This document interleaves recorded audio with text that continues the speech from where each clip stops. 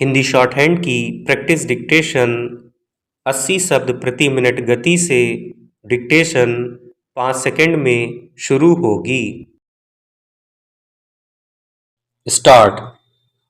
किसी भी परीक्षा के दौरान अगर प्रश्न पत्र लीक होता है या अन्य कोई गड़बड़ी होती है तो इसका मतलब यही है कि उसके संचालन से जुड़ा तंत्र परीक्षा की शुचिता को सुनिश्चित कराने में नाकाम रहा।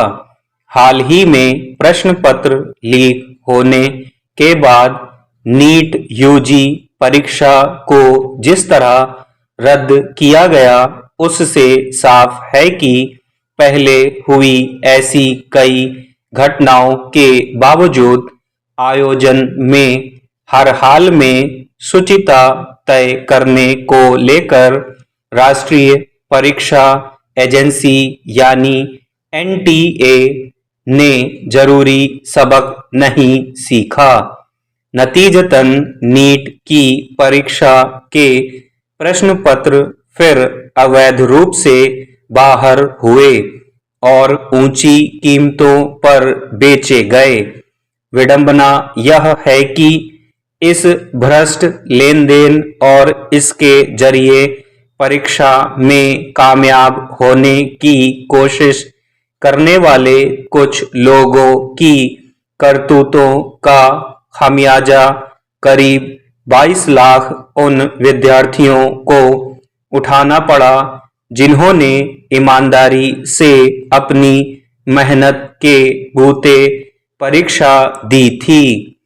ऐसे विद्यार्थियों और उनके अभिभावकों की पीड़ा प्रश्न पत्र लीक करने और उसका फायदा उठाने वाले गिरोहों की हरकत के खुलासे से उपजे शोर में दबकर रह गई।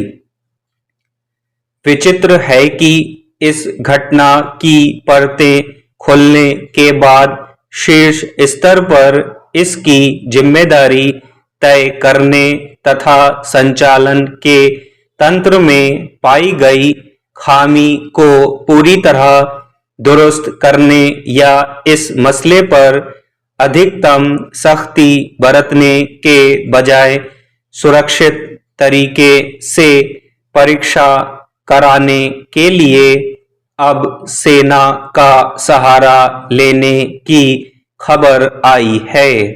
यानी एक तरह से यह स्वीकार कर लिया गया है कि सरकार का मौजूदा तंत्र इस परीक्षा का स्वच्छ तरीके से संचालन कर पाने में सक्षम नहीं है और इसीलिए सेना के सहारे नीट यूजी परीक्षा की शुचिता सुनिश्चित करने की कोशिश की जाएगी।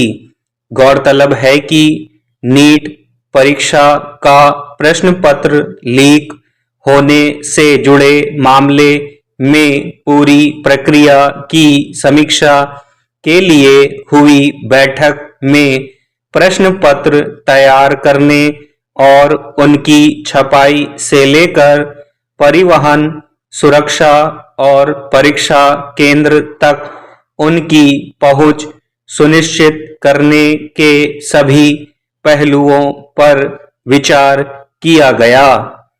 इसके बाद अब 21 जून को दोबारा होने वाली नीट परीक्षा में प्रश्न पत्रों को परीक्षा केंद्र तक पहुंचाने के लिए वायुसेना की मदद लेने पर सहमति बनी।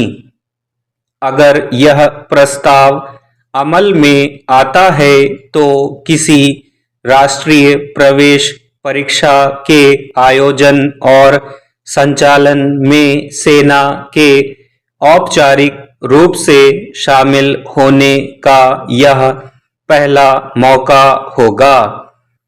सवाल है कि इससे पहले नीट या अन्य परीक्षाओं में हुई गड़बड़ियों का उदाहरण सामने होने के बावजूद यह स्थिति आखिर क्यों पैदा हुई कि सरकार को परीक्षा के स्वच्छ संचालन के लिए अपने तंत्र और पुलिस पर भरोसा नहीं रहा। स्टॉप।